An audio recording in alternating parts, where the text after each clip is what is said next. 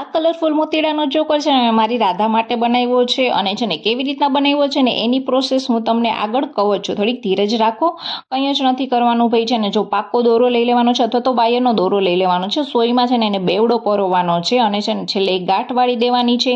અને પછી છે ને તમારી પાસે વેસ્ટેજ હોય અથવા તો તમે નવું પણ લઈ શકો. મારે મંગળસૂત્રમાંથી વેસ્ટેજ જો આવી રીતના કડી હતી, એ કડીને છે ને મેં છેલ્લે સુધી જવા દઈ અને પછી છે ને વચ્ચેથી સોય કાઢી અને એક સરસ મજાની ગાંઠ વાળી લીધી છે.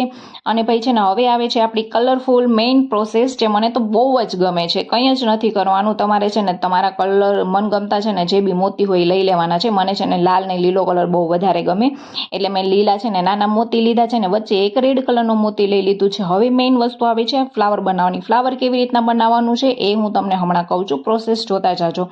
4 કલરના સફેદ મોતી લેવાના છે ને હવે આપણે જે અહીંયા ગ્રીન લીધું છે ને એટલે હવે આપણે અહીંયા રેડ મોતી લેશું.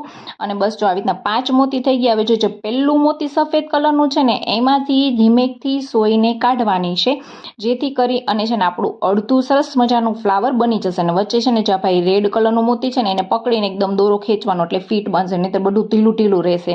અને પછી છેલ્લે છે ને 2 જ મોતી લેવાના છે અને છે ને ભાઈ આ છેલ્લું જે સફેદ કલરનું મોતી હતું ને એમાંથી સોયને પાછી કાઢવાની છે. અને જો આપણું થઈ ગયું સરસ મજાનું ફ્લાવર, હવે આપણે શું કરવાનું છે, પહેલાં આપણે ગ્રીન લીધા હતા નાના મોતી, એટલે હવે આપણે રેડ લેવાના છે. કલરના મતલબ તમને જે કલર ગમે ને એ કલર તમે લઈ શકો છો. અને હવે આગળની પ્રોસેસ એ તમને હમણાં દેખાશે જ.